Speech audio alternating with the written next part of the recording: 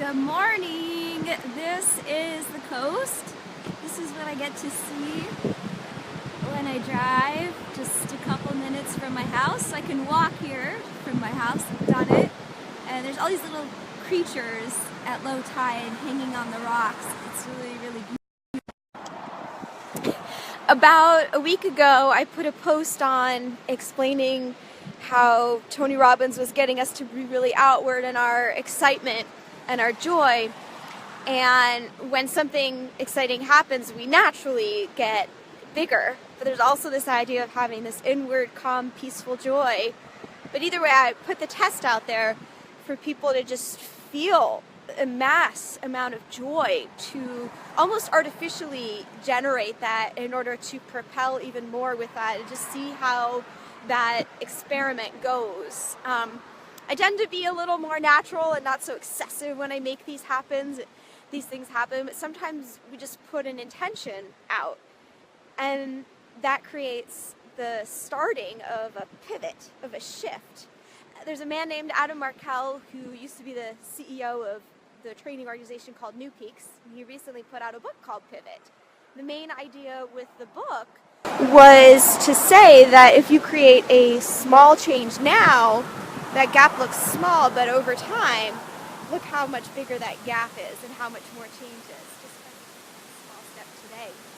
And so I put out that thought of having life seem really, really exciting.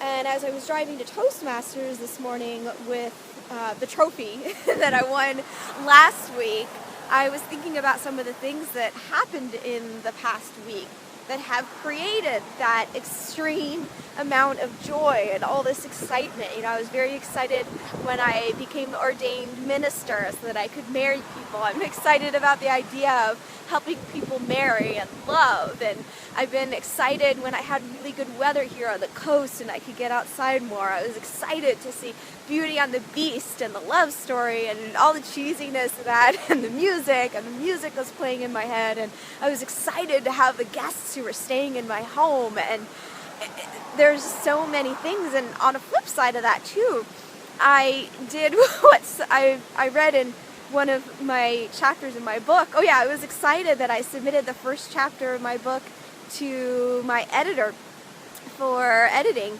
But what happened was he mentioned the idea of people-ectomy.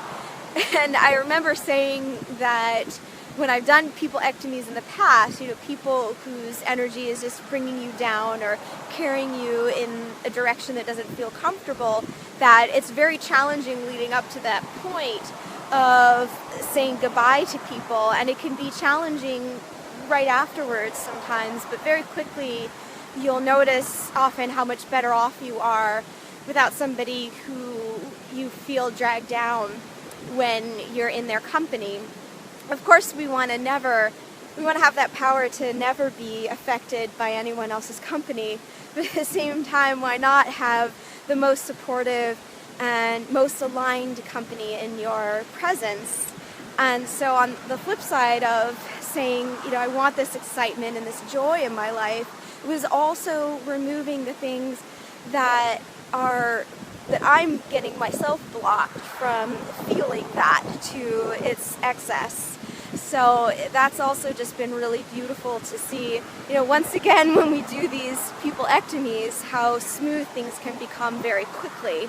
And so I just encourage you as well to think about the things that could be blocking you from joy.